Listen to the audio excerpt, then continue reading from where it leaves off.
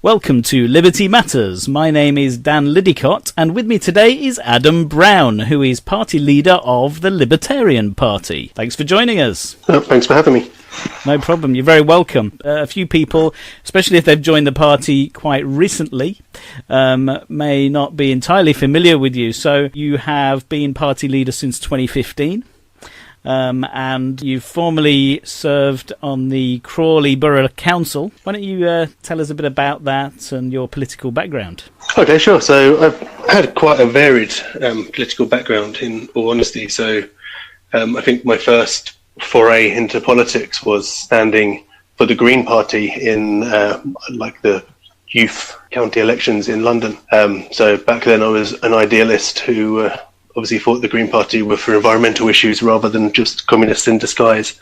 Obviously, once I found out what they were really about, I left them and I joined the Conservative Party when I believed that the Conservative Party were actually a pro-business and a pro-freedom party. When I was again disappointed, left, and that's when I found the Libertarian Party, who fitted my core beliefs that I'd had the whole time.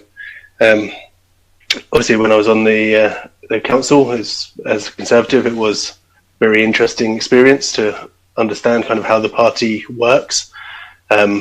Essentially, I reached a point where in order to progress in the party, I would need to give in to toe the party line and give up on my personal beliefs.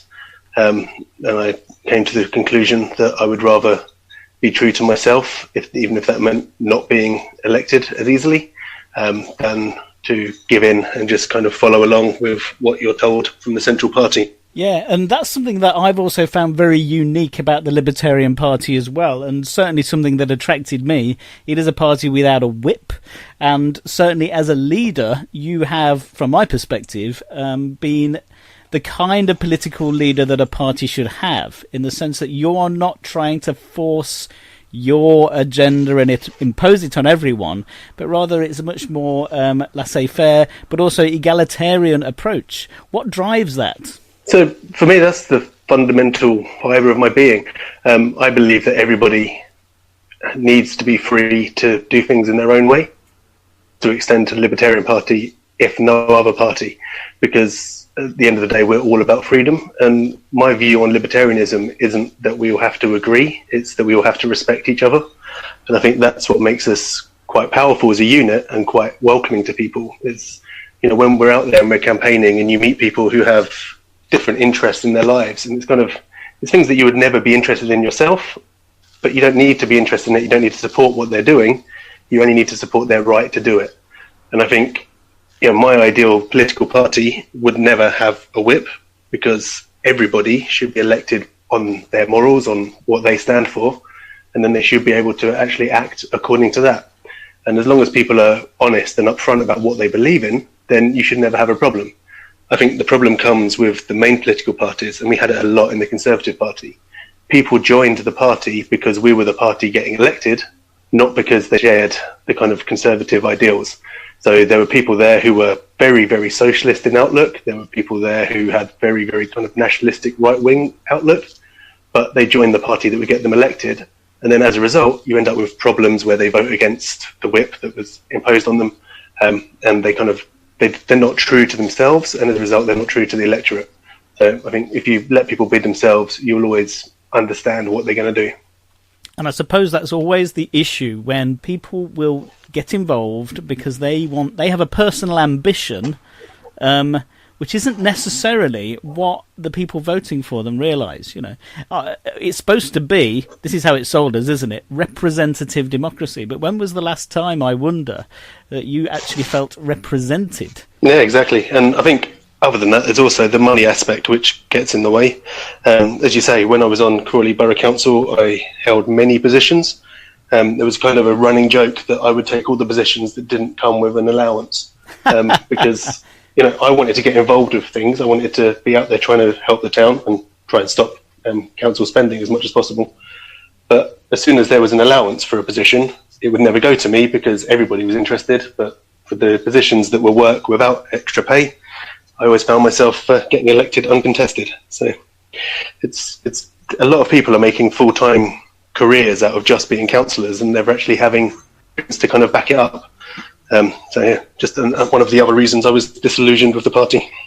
So what kinds of problems, I mean, you were there, obviously, at the coalface, so to speak, at the decision-making end of things. What kinds of sort of inside horror stories, without saying anything that you shouldn't, really sort of set you on to thinking, I can't do this for the Conservative Party?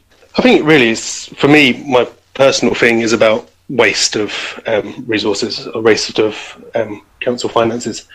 I am very fiscally conservative.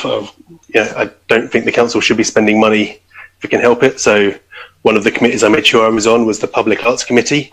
So the year before I was on there, it spent, I think, something like £800,000 on public art. And in the 4 years I was on it, it didn't spend any money on public art, because although public art is good and public art increases kind of the neighbourhood, you can get businesses to pay for it, you can get artists to do it for free, to be spending council money on it, and yet the council's first thought is always, we'll spend more money. And it's that mindset of, it's all right, it's only money, we can always just take some more off the electorate, that it annoys me, because it's kind of, they don't understand that people are struggling in their day-to-day lives. And, if you're struggling to pay your taxes, you don't want to see that there's a new statue on a roundabout. You want to know that the money that you've been taken off you is being spent carefully and on the things that it should be spent on.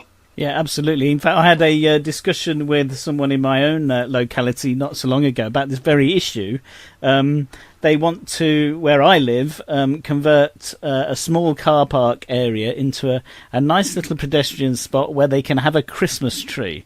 And I'm thinking, well, just across the road, there is a perfectly good shopping precinct which has a Christmas tree in every Christmas.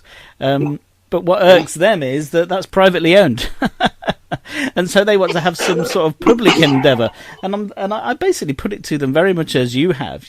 Mrs. Smith down the road is struggling to make ends meet, to pay her rent, to put shoes on her children's feet. And what you're saying is no. What's more important is that we have a nice little pedestrian area to put a Christmas tree on. But they could not see it. Yeah, and I think quite often what the councillors want is their name on a plaque as well. They want to be able to have something there that they can say, look, this is what I've done. Legacy politics. In Crawley we built a really large leisure centre. So it's a great facility, but the proudest part from all of the councillors there is on the wall of it, it lists everybody who was on the council during the entire process. And it's like, there is no point for this kind of egotism. That's what business is for. Business is there to kind of get success, and public office is there to serve people. Yeah, absolutely. I totally agree with you. And what is so disappointing time and time again, Adam, is that people who stand for office, it seems to be about egotism. It's about ego. It's about how much money they can make out of it. And it's about leaving a legacy, which is what a lot of people are sort of trying to accuse Theresa May of in a way. But she's trying to do it on the back of the entire country. How does your libertarian philosophy sort of guide you so that you're less prone to fall into these kinds of traps? Because we're all human. Well, I think it's quite interesting being into politics as a libertarian. I think libertarians are the party that don't like politicians.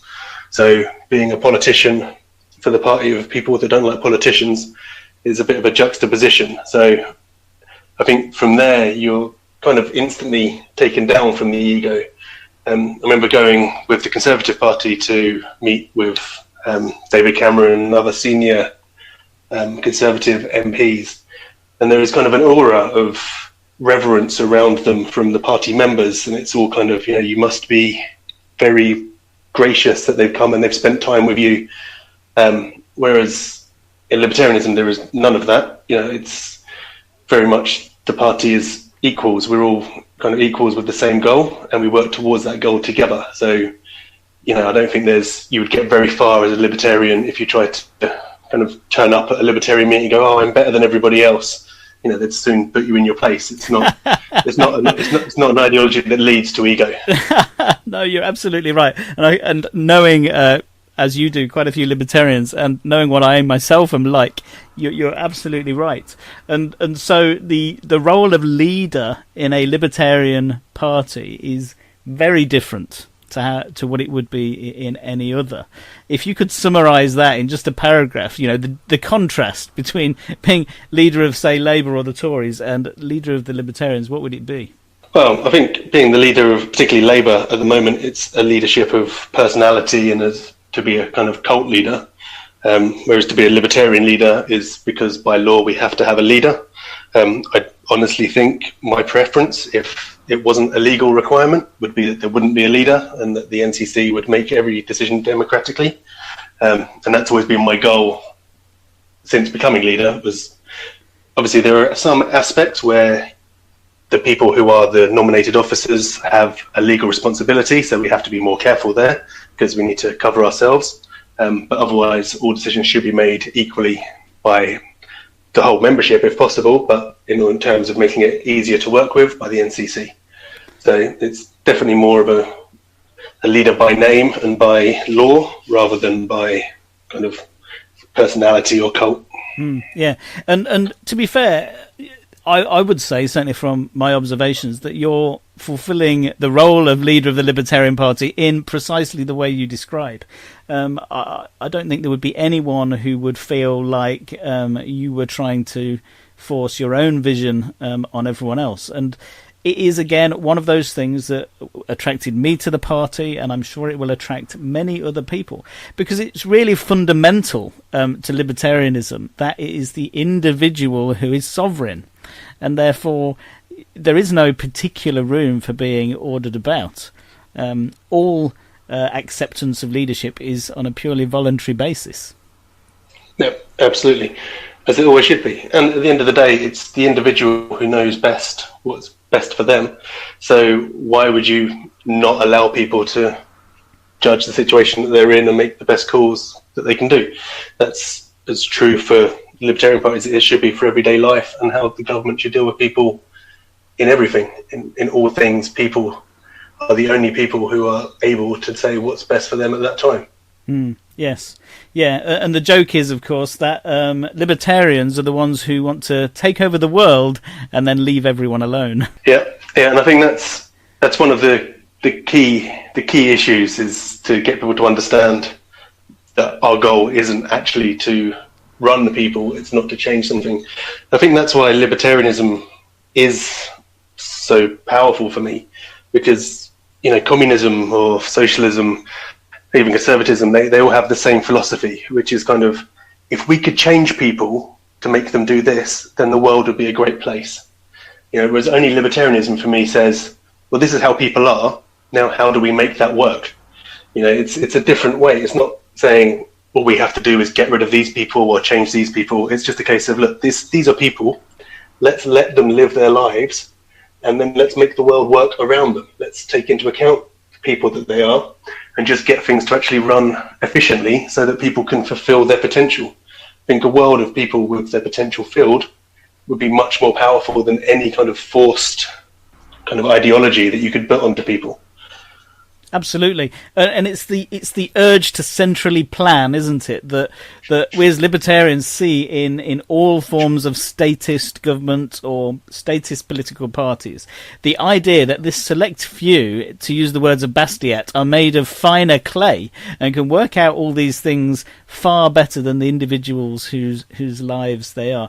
It's an utter nonsense to us. Absolutely, and I think it's that belief that people need protecting from themselves, because you don't just take away people's ability to go wrong, but people learn from mistakes. If you take away people's ability to make mistakes, you take away people's ability to learn, and then you end up with people that are kind of stuck forever, reliant on the state. And then that only encourages these people to then increase more state control, thinking, well, these people can't look after themselves. You're like, yeah, but they can't look after themselves because you've never let them. It's like, if you had a child who is learning to walk, the child falls over. You don't pick that child up, put them in a wheelchair and say, oh, well, there's a child who can never walk. You help them up, you let them carry on, and eventually they walk. It's how all people learn. It's how people kind of bring their way of life. And by trying to change that, you take away their ability to improve themselves. And that's what I think I've always hated. As I said earlier, my first political foray was as a Green Party. And I still think of myself in many ways as a kind of hippie. I know libertarians are supposed to be cold and ruthless, but in fact, the reason I'm a libertarian is because I love people.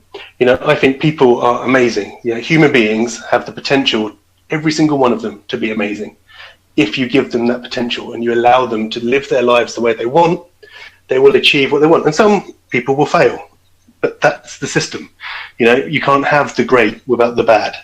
But as a general rule, society will always improve because people strive.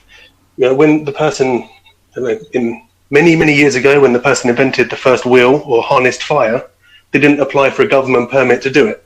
You know, they saw an issue, they fixed it, society got better. And that's how we need to run society, and to try and change people to fit in with what you want is selfishness of the highest order. Yes. One of our party colleagues shared a quote the other day from George Orwell, his book The Road to Wigan Pier, where he was discussing what are the motives of the intellectual Marxist. And he concluded that it was to have a world like a chessboard, and that they were obsessed with sort of imposing order. But of course, we know it's always their version of order, and everyone else, you know, too bad if you don't get your dreams and hopes and ambitions fulfilled. Probably mostly about order, but it's also about infantiling people. So, you know, treating people like children so they don't take responsibility for their actions, and you'll end up with people acting like children. You know, if people aren't held responsible, you see it as a parent. If you don't make your kids understand the consequences of their actions, they don't grow up as well-adjusted adults. You know, and as a society, we're doing the same. So as much as they try and impose their order, what they're actually doing is creating a society with less order, because they're taking away the one thing people need, which is responsibility. You know, libertarians believe in freedom above all else, but freedom only works with responsibility. In fact, responsibility is the same thing as freedom. You know, it's freedom to try, freedom to succeed, and freedom to fail. So, you know, it's the more you try and take this order, I think the less order you end up with, and the more chaotic things become. And which is why you always see not real socialism failing in the end, wherever you go. It was, you know, it is in living memory, in very bright living memory, that Jeremy Corbyn and Diane Abbott were praising Venezuela for their, you know, socialistic attempts to order society. And what have you got now? Utter chaos. Yeah, and I think Venezuela is the perfect example of what happens in a socialist state. You know, you have the government there in Venezuela now still blaming America, blaming corporations, blaming capitalism for their own actions, when anybody with half a business brain could understand that if you take production away from the people who know how it runs and you give it to party members to run, it's not going to be efficient. You can't close down factories and increase output. That's not how it works. It's, you know, everyone understands that apart from the socialist, because the socialist, their ideal is things must be public. And if it's public, it's better than private.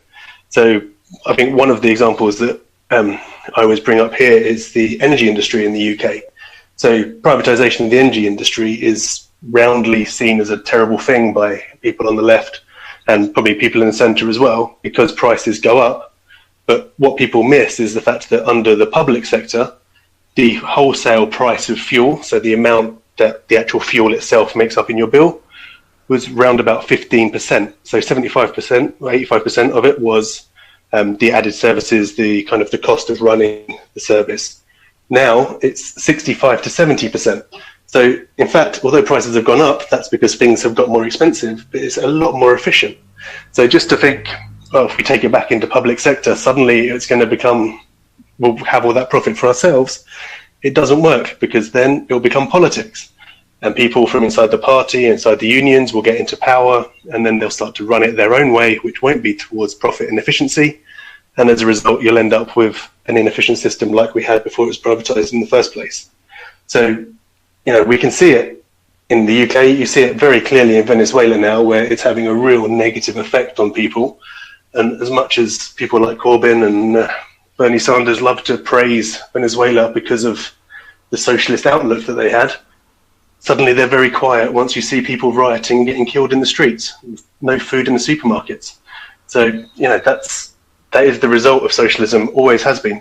And to suggest that it's not real socialism is like complaining that the submarine you made out of toilet paper sinks because it worked perfectly well on land. You know, if it doesn't work in the environment it's designed for, it doesn't work. Absolutely, absolutely. And perhaps moving on to another topic, more recently, speaking of things that don't work, how about the Brexit process and where we've got to in that and the kind of stalemate? What are your thoughts on that, and perhaps where would libertarianism step in? What is the connection between Brexit and being a libertarian? I have an uneasy relationship with the EU for different reasons to what most people have. So I was a massive fan of the European Union when I was younger. You know, I thought it was great. It seemed like the most amazing idea for me. At heart, I'm a free market capitalist, so having one free market that incorporates the richest continent in the world was going to be absolutely amazing. And I still hold now that the EU idea is possibly the greatest idea that's ever come from a libertarian perspective. You know, equal countries all coming together, open borders, open trade. You know, it's a libertarian paradise. The implementation of the EU, on the other hand, is somewhat different. And again, this is where we come back to the politics and the trying to control people. You bring in the massively socialist systems that have been brought in. And what you have, instead of having free trade, is you have controlled trade and you have corporatism on a global scale, which doesn't increase competition. It doesn't increase the benefits to the consumer. It just increases the power that these large multinational corporations and supranational government organizations have over everybody. So, you know, that's why I voted to leave the European Union, because not because of what its ideal was, but because of how it was eventually implemented. So I think from a libertarian point of view, my goal, my personal brand of libertarianism, I would love to see the EU replaced with what the EU original vision was. However, I think we're too far down the line to ever go back there until such time as the EU superstate project kind of fails, and then you can possibly move it back to where it was before. I think in terms of Brexit and where we are now, it's a whole different issue. I think essentially it was handled badly from the beginning. I think that not a single person in Westminster believed that there would ever be a leave vote, and so there was no consideration given to what that means.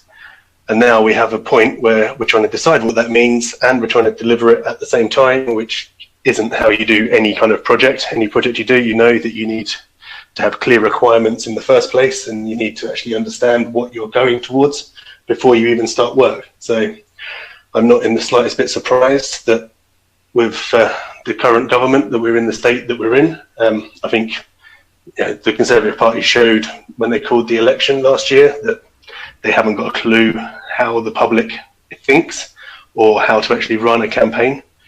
In terms of where we're going from here, I'm not entirely sure that the government is going to last until next year. But unfortunately, if the government does go, as we stand right now, we'll probably end up with a SNP Labour coalition, which I think will make it even worse for Brexit and the chances of actually getting a decent deal to leave the EU. So, if anything, all it's shown us is something the Libertarian Party had known all along, that the government can't manage anything. Absolutely. And it is a bit of a quandary because, yes, we're now in this sort of stalemate, bit of a mess. But I suppose also from a libertarian point of view, what was good is that finally we had a bit of direct democracy. Yes, I think there was the structure of it, though, however, was built in such a way that I think the result, whatever the result was going to be, left enough ambiguity for whichever side lost to challenge and to constantly kind of keep the debate going. For me, the biggest problem with Brexit really has nothing to do with the EU. I think whatever happens, the EU is a politician's game for politicians to deal with. What really worries me about Brexit is the divisiveness in the country that has actually been stirred up purposely by the politicians in Westminster, who've purposely been playing people off against each other, trying to put everybody into groups, which I suppose is what the tribal kind of politics is about anyway. But they've they've tried to make sure that everybody sees each other as enemies. And because of that, you're at a deadlock where people can't have sensible discussions without it becoming emotional and people getting upset. And I think that's probably the biggest problem we've had with Brexit. So whilst direct democracy is great, I think it needed to be worded in a much better way in order to kind of stop the problems that we've had now. And I also think that that's my right. personal... Yeah, they're all arguing over what the word leave means, essentially. Well, exactly. When we have a simple question like that, everyone's kind of saying, people didn't know what they were voting for. So of course, everyone knew what they were voting for because it was a very simple term. It was leave, don't leave. I think everybody knew what they were voting for. But the question is now, are we getting what people thought they were voting for? Because everyone had their own idea of what leave meant. And now we're getting a leave, we're leaving, but is it going to be a leave that the people were thinking of when they're in the polling station taking their ballot? And I suppose that's now the political battle. That's what even members of the public are making their local member of parliament aware of what they thought leave meant, to try and make sure that it happens. There's been lots of responses to this, of course. We've got Theresa May absolutely ruling out there's going to be another referendum. We've got members of her own party and the opposition calling for a second referendum, but this time with 3 questions on it. And, of course, Brexiteers absolutely don't want to see that because they can see it as a blatant attempt at splitting the Leave vote. So how can we possibly take it from here, and what are your views on it? Well, I think the main question we have to ask is, was the referendum that we had going to be a binding referendum where we promised that the decision of the referendum was going to be obeyed and fulfilled? And yes, we were. It was very clear. It was spoken by Cameron on many occasions. This is a once in a lifetime referendum. This is the only referendum. This referendum is going to be the decision. So we had the referendum, we made the decision.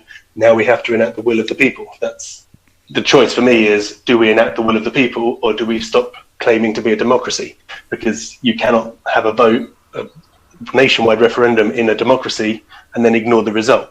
We haven't gone back and had a second Scottish independence referendum, which again is right. They were told it was a once in a generation referendum. They voted a certain way. That is now should be legally binding. So I think Brexit works exactly the same way. And I don't believe that the Prime Minister will go to a second referendum, and I think it will just be suicide politically if they do, because it basically means that votes in this country don't mean anything anymore. And what happens then if they have a second referendum, we vote to remain, we're back in exactly the same point, and we'll just be like, well, it's one each. Now we have to have another referendum to decide which one of those referendums was the most binding in the first place. So I think we could end up with 100 years of referendums if we don't just say, look, we had the vote was decided. I have lots of friends who have voted Remain, and they all take the same approach. They're like, I voted Remain, we lost, now we have to make the best out of it. And I think it gets lost quite often in all of the voices and the shouting, and particularly the MPs who are very torn on it, that to the majority of people in the country, they voted Remain or they voted Leave, but they don't care necessarily which one it is. They just want to know which one it is so they can get on with living their lives and doing the things that we have to do. To the majority of people, there are more important things than the EU. It's, helping your kids go to a good school, or it's finding a new job. It's whatever you need to do. And I think we lose sight of the fact that to 80-90% of the population, Leave or Remain was just a choice. What they want is certainty. They want to know what we're doing so they can plan accordingly. And you're quite right. The £9 million Remain adverts that the government printed with taxpayers' money and sent us all a copy. It was wonderful, very nice quality paper and everything. That made it absolutely clear that this was going to be our decision, that's the voters' decision, and the government would implement, the outcome. But we spent 2 years and we're still waiting for this implementation. So much so that, people are saying, well, actually, we should ask if we want to remain. Now, to me, that's ridiculous. The vote to leave is the one that won. If people don't like what Brexit looks like, it's not because it's the only possible Brexit option. It's because they're presenting us with such a terrible one. Well, yeah, I think one of the biggest warning signs for me that it was all going to go wrong was when they had the big campaign pushed by Labour that you couldn't possibly have a no deal. And it was like, no deal is the worst thing ever. And if you have no deal, then that just means that everything's a failure. And it's like, surely there's always possible that no deal is the best option. If the deal you're offered is worse than having no deal, then no deal is the best option. Having a deal just for the sake of saying we had a deal is madness. You need to work out what's in the best interest of the country. And if that's World Trade Organization rules, then that's World Trade Organization rules. It doesn't mean that you should give in or lose some of the things that people were asking for when we decided to leave, just in order to say that you had a deal of some sort. So I think when you start with that mentality into any kind of negotiation, you're going to lose. Yeah, you're quite right. And a lot of people do still favour, World Trade Organization rules all the way. And then we've got our backstop. We know exactly where we stand. We could move forward as a country with that. And let the EU come knocking and say, actually, we'd like a deal. Yeah, absolutely. And I think the thing that's always bugged me about the EU from a free market capitalist point of view is that I find it an incredibly racist situation to be in. The idea that only German goods are worth being able to be sold here. A doctor from Poland is better than a doctor from India, or, to divide everybody up and just say if it's European, it's good. If it's not European, it's bad. I find that incredibly divisive. But we still have lots of products that come in from outside the EU, and they all come under World Trade Organization rules or with different kind of bilateral agreements. And I haven't noticed a bereftness of Chinese goods in stores. Last time I checked, everything was made in China. So if it works for there, why wouldn't it work for Germany? Absolutely. But that's a very interesting point you raise, because a lot of the vitriol thrown at Brexit voters was that they were racist. Of course, it was the wrong word, all right? If you were going to accuse them of anything, it might have been xenophobic. But the fact is, most of Europe is the same sort of racial and ethnic cross-section as the UK. It isn't about being racist. It's interesting, though, to see that they do have, as you say, if it's EU, it's good. If it's not, then it's bad. There's a kind of EU nationalism developing. Yeah, absolutely. And I think it's probably one of the most worrying kind of trends that we have, especially as we're trying to reach out to these now emerging markets. The emerging markets are getting bigger and bigger, more powerful, and we're kind of limited by being part of the EU. So one of the main reasons that I got involved with campaigning to leave was just because, when you have India growing at X% each year, China obviously now the second biggest economy in the world, these are countries we need to have the freedom to trade with. And there are some things that are in the best interest of the UK that are not in the best interest of France or Germany. And you will never get a trade deal of anything that affects French farmers or German automobile manufacturers, even if it's the best trade deal ever for tech firms in the UK. And we need that freedom to be able to come up with deals that work for our economies so that everybody wins.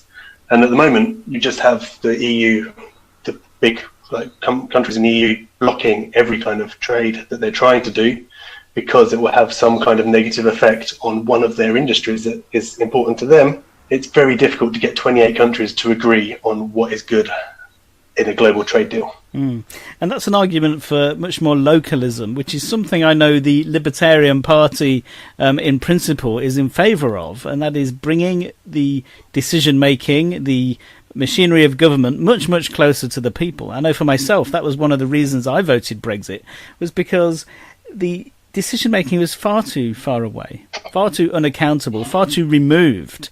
And so, to me, it's just one step towards bringing it more locally. But what's your vision of this sort of Libertarian Party, more local decision making? Yeah, so I'm very much a localist at heart. In fact, my very, very first political leaning I had, or thing I did for politics, when I was about 14, I created a party called the Devolution Party, which was going to devolve everything back so that it was just London and the South East as a separate country. This was back before I realised that to form a political party, you didn't just need to print a leaflet and hand it out on street corners. So But the idea there was exactly the same as that I still feel now. People have the best say on themselves. People understand their own situations. I think my goal for localism would extend to things like the National Health Service. The National Health Service is a massive monolith controlled from the centre and used as a political football. What it should be is smaller regions controlled by the people using it and the people working in it. And I think that works for everything. The people who understand what a hospital in Newcastle needs are not sitting in Westminster. They're sitting in Newcastle. The people that understand if a housing development is going to cause a flooding issue are the people around that housing development who understand what the weather is like and they understand how things work. I mean, you need to get down to localism. I think the fact that the UK is obviously having rules dictated to it from the EU is not good.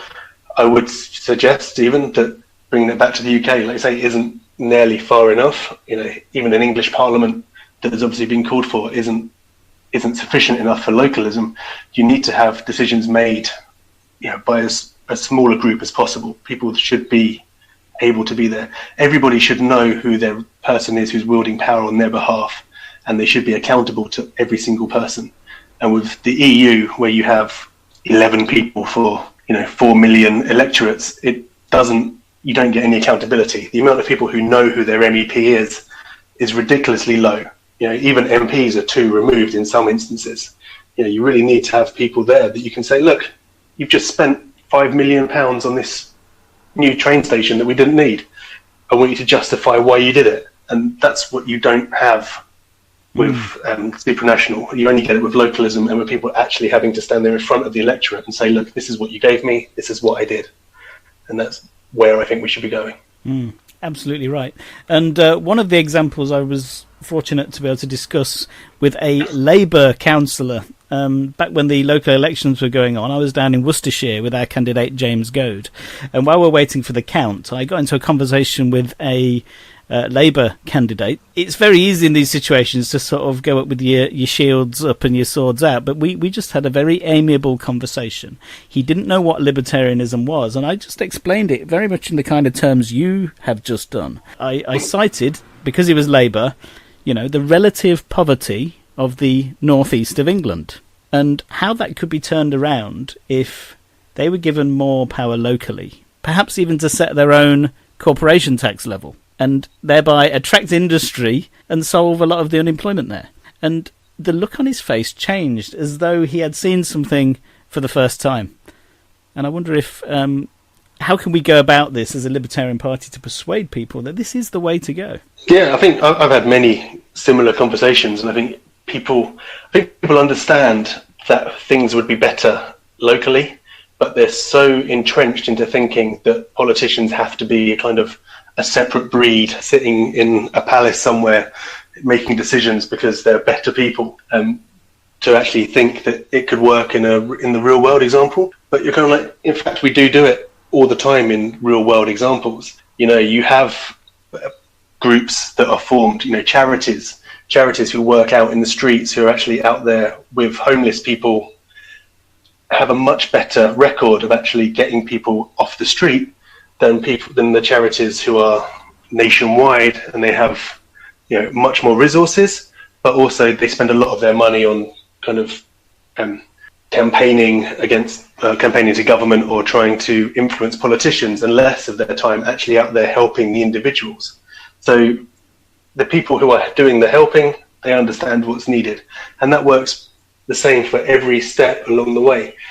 With the North, and how we improve the North, I think it's exactly the same thing. If you can actually allow them to compete, then they will get more business, you get more trade brings more money, more jobs. At the moment, we're trying to encourage companies to move to Newcastle or to move to Leeds or to Bradford, but whilst charging them the exact same cost that they would have in London. And you're like, well, there's no benefit for the company there, because all they're going to do is spend all of their time travelling to London and back. So people want to be set in the same places. So you can't expect these places to be artificially created as kind of financial hubs from the centre. They need to be given time to develop, and they need to have tools in their arsenal to actually compete. And that only comes if we allow the people who are there to understand what is a good level. We could say that we remove all corporation tax from the north, and it can be done centrally, but then we don't know what the effect that will have and the knock-on effect. I think one of the main things that government always does, it introduces more legislation, which causes a problem, and then they need more legislation to try and fix it. And you end up with this spiral of more and more control just kind of being always poured on. And what they don't realise is if they actually stepped back in the first place, people could fix it for themselves. Yes, and as you're speaking, I have this vision of someone first, put in handcuffs, and then they have a ball and chain put on their ankle, and then they have a straitjacket fitted, and then that's wound up in chains, until they're looking like, Harry Houdini about to perform one of his escapology stunts. And then they're looking at this poor person all chained up and bound down and wondering why they're not being more productive. Yeah, I think that's very much a kind of a case. We do that all the time where government, they enforce things on people, onto restrictions onto people. They enforce kind of extra legislation and extra visas and other licenses that they have to take out, and then they wonder why businesses fail. And it fails because you're overburdening them with all this stuff that isn't part of their key business. No one has ever opened up a business thinking, you know what I really want to do? I want to apply for a license from the government. That's not business. Business people have passion. They have passion for a certain thing. You need to let them release that passion and not have them spend their time in filling out forms and working out where signs should go and all the rest of the kind of stuff, which, it would actually be done by businesses anyway as part of just being a good and successful business. People, by and large, if left to their own devices, care for other people. So things like health and safety legislation came about because people were concerned about how other people were being treated. And so they started saying, this isn't right. Now, the government steps in and they bring in legislation. But in fact, if you leave people to their own devices, society itself would actually get that same result. Because people would say, look, this isn't acceptable. The way you're treating those people isn't acceptable. Therefore, I think you should stop. And they would have a choice. Either they stop or they stop trading with those people and go out of business. It's, capitalism is a self-regulating system that works if left alone. The problem is, once the government steps in, people think, well, I don't have to take part in this anymore. I no longer have to put that pressure there, because if they're trading, then they must be all right, because otherwise the government would stop them. The financial crisis was all came from the fact that we live in a world where people think if someone's allowed to trade by the government, it must be a safe investment. So people don't actually look into the investments themselves. They don't find out what the risks are. They don't have the responsibility if something goes wrong. They think, well, it must be all right because they're allowed to trade, so therefore the government must protect me. If something goes wrong, it's the government's fault.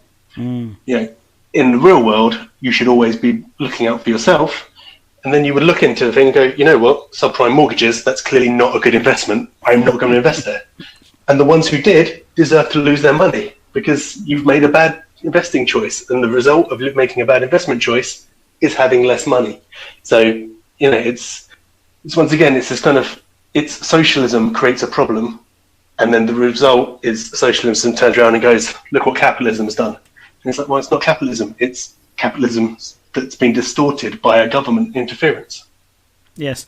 Now, a lot of people obviously will understand that about libertarianism, and they will find it terrifying because they're used to something, or finding comfort, as they see it, in regulation. And they think libertarianism represents Mad Max or the Wild West or something like that. How would you try and allay the concerns of those people?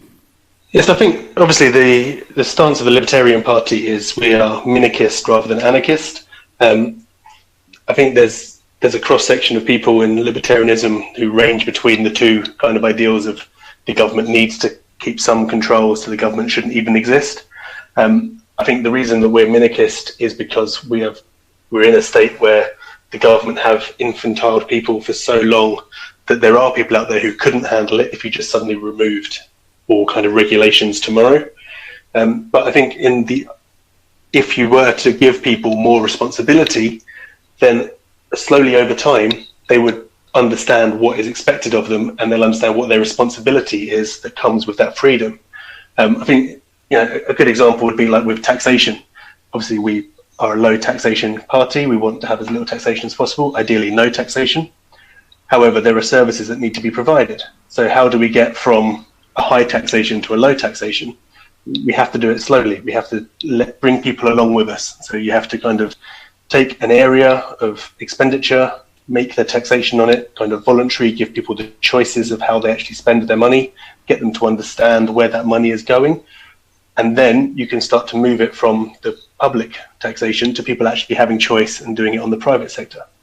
I think one good example for me, and I know it's something that's massively hated, so it probably won't go down too well, is the student loans. I actually think student loans are a great idea. The reason they're a great idea is because you're having an education. The person who's paying for it is the person having that education. That education is then paid back to the people who paid for it.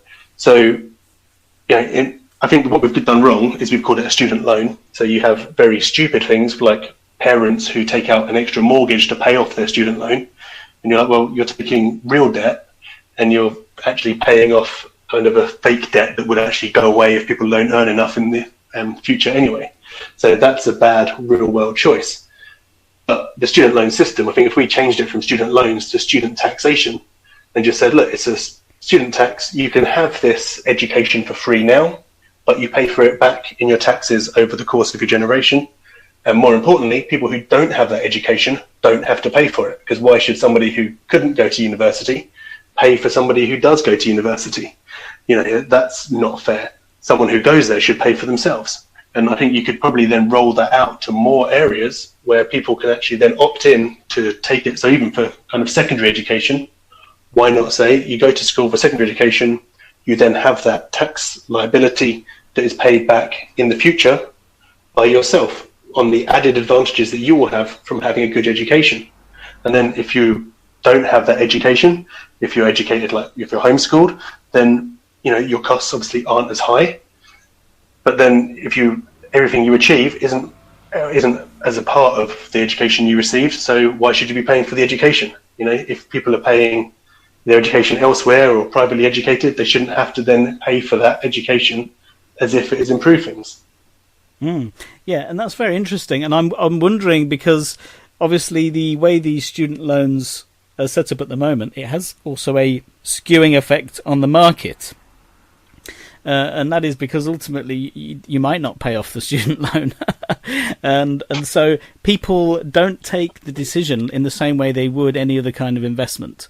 If they were going to invest in something else and borrow from the bank to do so, they would carefully weigh up the risks. And so you're right that it would have hopefully a more balancing effect if they knew that pass or fail, whatever happens next, they are going to pay for it, having taken it. And they might be more prudent then about what they decide to do, and then we would stop seeing all of the kinds of inflation that are now happening in the education sector, where supply and demand and its prices expand to take all the money that's available, if you know what I mean. And the money is artificially available because of the way the student loan system works. Yeah, and I think that is an issue with having a cap on anything, is that if you add a cap to something, that's the price it becomes. So, if you were to say tomorrow the cap on tuition fee is 100,000, people go, excellent, we can go up to 100,000. It's like, well, no, you're not supposed to just go to it because that's the cap. But that's the kind of mentality, because a lot of these people are from a kind of public sector mentality. It's government money. You don't have to give value for money. So I think that's kind of where you have the danger of it. That's right. But it's because the student loan company doesn't weigh up the loan either about the likelihood of getting it repaid like a bank or a private investor would. And so you increase the cap, and what you're really saying is we're increasing the amount of free money the government will lend to you without doing any risk assessment. Yeah, and the government don't have a goal of making money from student loans. They have a goal of making more people go to university, and they've been incredibly successful with that. You have a lot of people, and the argument is always kind of, why should we pay for our student loans now? When you were younger, you could go to university for free, but that wasn't the choice. For myself, for my friends, the people that I knew growing up, there was never a choice of university. I actually did university in my spare time afterwards, doing an open university degree, because I valued education. But when I was younger, it was never even a choice that we would go to university from kind of the towns and the areas I grew up in, because even though the tuition was free, I had to start work at 16. So the second I finished school, finished school on the Friday, the following Monday, I started a job because I needed to be earning money. I couldn't just take 3 years out of earning money just to get an education, because that wasn't the option. So, comparing free education to paid education misses the point that it's comparing education for 5% of people to education for 50% of people. And if 50% of people think they can get benefit from university, they should definitely go. But like you say, they need to understand that they need to work hard and they need to make it turn into something. Otherwise, they've just wasted their money. That's right. And on the current system, it's not their money they've wasted. If it never gets paid back, it's actually someone else's money they've wasted. So all the incentives and balances are all in the wrong place. Interesting. Well, we're coming to the end of our time here, but I do wonder if, reflecting on everything that we've spoken about, one of the key things that might be coming up in the future for a lot of people as they see more and more of how desperately wrong in many areas the state has become. Do you think there is room for electoral reform? Do you think there is room or it's time for a proper written constitution? Well, I think it's well past time for a proper written constitution and electoral reform. However, I don't think it's going to come as long as we live in this tribal politics that we have. The system is created for the benefit of the 2/3 or 4 main parties, and away from that, there isn't any desire for people to make reform. The people at the top, they're happy with the way things are. At the moment, people think that the choice is between Conservatives on the extreme right and Labour on the extreme left, and they don't really see that there's anything else apart from those two parties. They're looking at the centre thinking this is the only choice. So as long as that happens, there's no incentive for those two parties who contain the majority of the power to actually make any changes. For me, I think, especially coming from a small party, the biggest, the most shameful part of our kind of political system is the deposit system for running an election. The fact that you need £30,000 just to stand for election in all of the wards is terrible. It's kind of, how do you reconcile that with having what's supposed to be a free and open political system?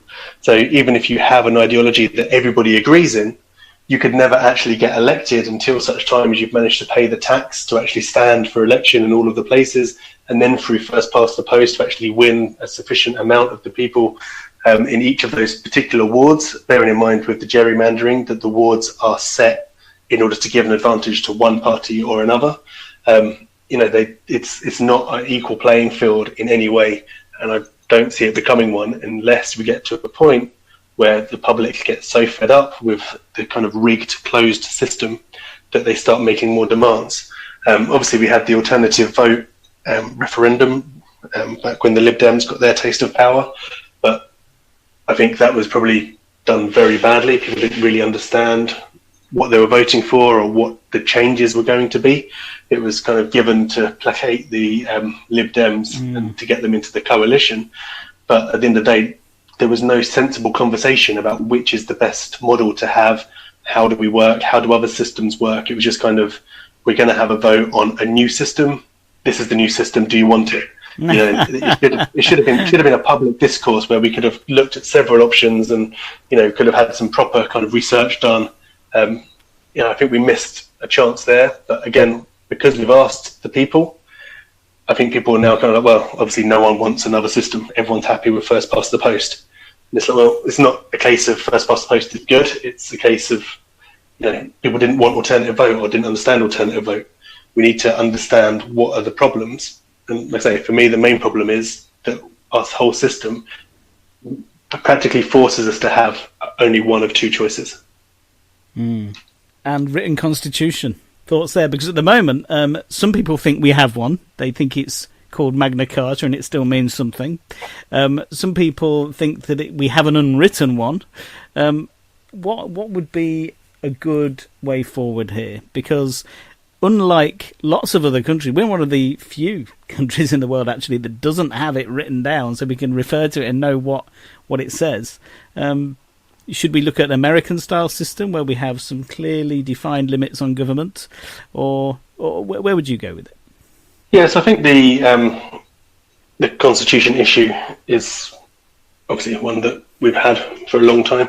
We're one of the only countries in the world that doesn't have a lot of things. So we don't have a written constitution, we don't have a national day, and we don't even actually have an official language. So English isn't an official language of the UK. I think it's a consequence of being a language that a country that existed before all of the other countries started setting these things up and they were important. But I think we need to have something, even if it is just a unified way of looking at the case law that makes up our rights. So our rights are kind of declared in the UK by the rights of exclusion. So if something isn't forbidden, then technically it's allowed. And that's kind of how our system works, that until such time a court says you can't do that, you should technically be able to do it. But I think, it makes sense for anybody just to have a written understanding of what is allowed, what rights people have, something that they can appeal to that's actually written. A lot of the stuff we have now, particularly with the hate speech and the kind of the freedom of speech being eroded as we have, it all comes down from the fact that we don't have a list of or details of what is actually permitted, what is protected, what we can have, what we can't have.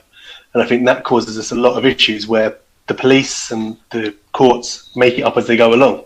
And so somebody is reported for something, they go, well, was somebody offended? Oh, this person was offended, so maybe that must be bad. And, you can't say that because, we have a rule against hate speech, so we have to stop all kind of anything that could be considered hate speech.